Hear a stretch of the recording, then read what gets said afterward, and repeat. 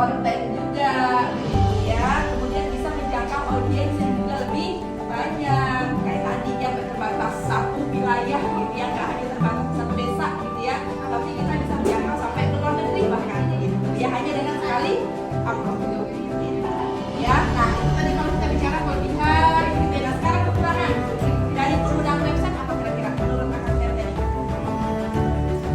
Yang sering mengalami error mungkin websitenya yang rada-rada loading ya.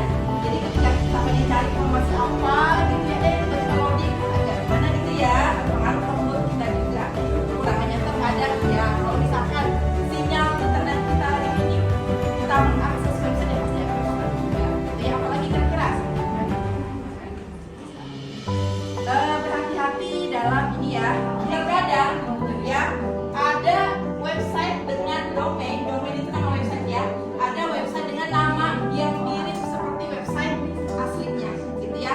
Ketika kita klik itu akan mengarahkan ke informasi yang salah. Nah itu perlu berhati-hati di situ. Ya apalagi kemudian terkadang kalau mau bikin website sendiri itu ya ya. Nah berikutnya ya, kalau kita bisa di blog berikutnya ada blog. Kemudian ada website perusahaan ya.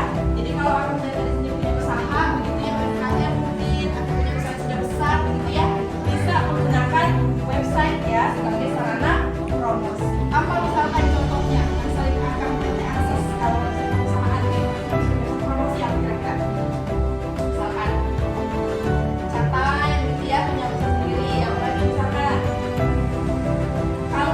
kalau Jeruk udah punya website belum? Nah ya itu juga bisa ya. Iya, dan bisa kalau Jeruk itu dibuat websitenya. Jadi media promosinya pakai apa Kang selama ini? Kalau Jeruk Saya bukan promosi kamu aja. Tas. oh tas.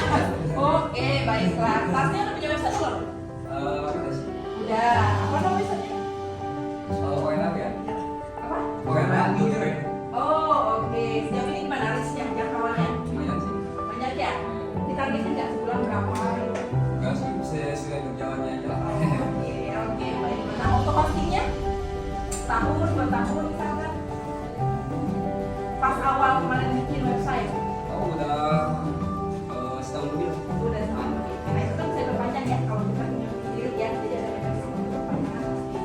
Jadi kalau misalkan hosting kita tidak diperpanjang, nanti website kita akan off dengan sendirinya. Iya kita bisa diakses ya. Oke, boleh kita coba lihat desa wisata ngambil mobil dan ya. Boleh deh. Oke, nah jadi agenda kali ini untuk materi tadi udah sebagai kita bahas ya mengenai konsep seperti apa, kemudian jenis-jenis website, yang manfaatnya juga kita bahas ya. Nah setelahnya nanti kita akan demo ya mengenai setting website seperti apa, nanti akan dibantu sama kakak ya. Oke, boleh next Pak.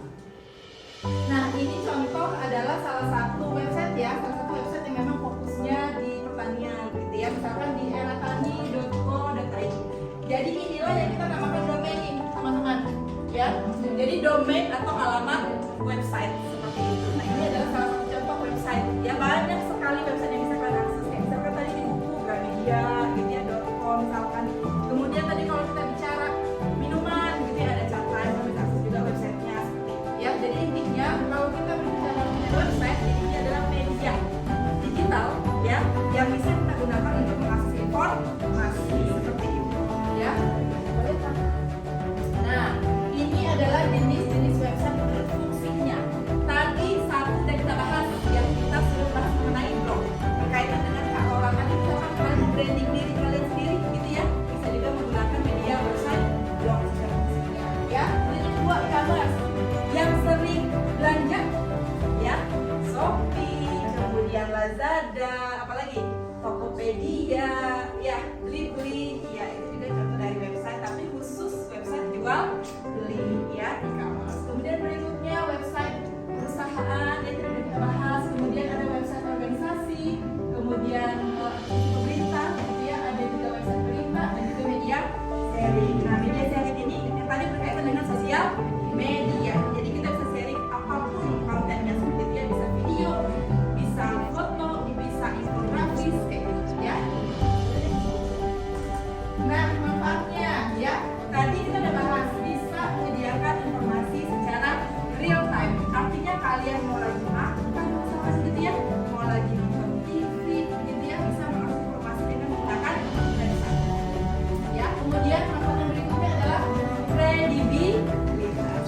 Coba kalau Akang Teteh misalkan mau nyari informasi mengenai suatu hal, tapi websitenya nggak ada, kira-kira meyakinkan nggak? Tidak meyakinkan, ya. Nah, jadi dengan punya website itu menunjukkan bahwa perusahaan ini kredibel loh, dia bisa dipercaya, ya.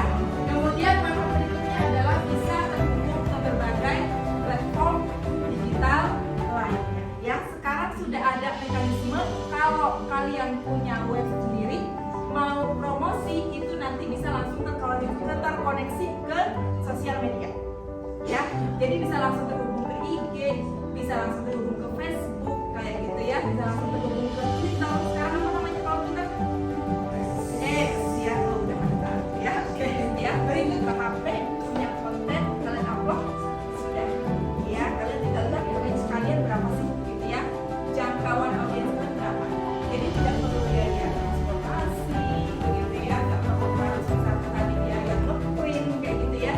Jadi efisiensi promosi. Tapi mungkin ketika punya website di awal yang lebih hanya tinggal beli hostingnya ya. Nah, ini tahapan dalam membangun website ya. Kalau kalian misalkan tidak menggunakan jasa yang lain ya, gitu ya dalam membangun website, tapi mau beli sendiri nih ya. Jadi bisa beli hosting step yang pertama. Nah, hosting ini sendiri ada pilihannya, bisa per 3 bulan, bisa per 6 bulan, 9 bulan, setahun dan seterusnya kayak Akang tadi yang setahun gitu ya. Kalau sudah lewat masanya, nah biasanya websitenya akan off sendiri, nggak bisa diakses begitu ya. Kemudian berikutnya pembuatan domain. Domain itu nama websitenya. Kayak tadi misalkan eratani.co.id. Nah itu domain atau alamat website ya. Website yang bagus itu seperti apa sih? Ada yang bisa kasih contoh nggak? Satu ya? Menarik. Menarik. Ya. Selain menarik apa lagi? Apa yang membuat hal itu menarik?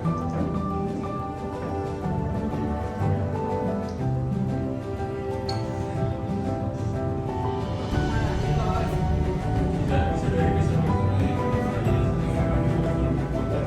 Coba kalau misalkan kita bandingin dengan website pada tahun 2010 website itu lebih kayak kok kontennya harus penuh nih, harus semuanya isi gitu. Nah, cuman kalau sekarang itu orang ingin coba-coba juga, jadi makanya desain sekarang itu fokuskan untuk kontennya sehingga desain itu lebih diminimalisir supaya semua orang itu fokus pada kontennya gitu. Nah, sekarang saya ingin membahas mengenai tampilan dan juga dari si website desa wisata Marga Mulia. Nah, biasanya pada saat bagian beranda itu selalu ada di bagian paling atasnya adalah tentang selamat datang di websitenya. Yaitu di sini selamat datang di desa wisata Marga Mulia. Nah, biasanya di halaman utama itu terdapat juga penjelasan singkat atau tentang si wisata atau dari apa yang ingin dibahas. Misal di sini kan mengenal tentang desa wisata Marga Mulia. Kayak ini penjelasan sekilas. Tadi ya kalau ada teman-teman baru bisa diakses nanti ya.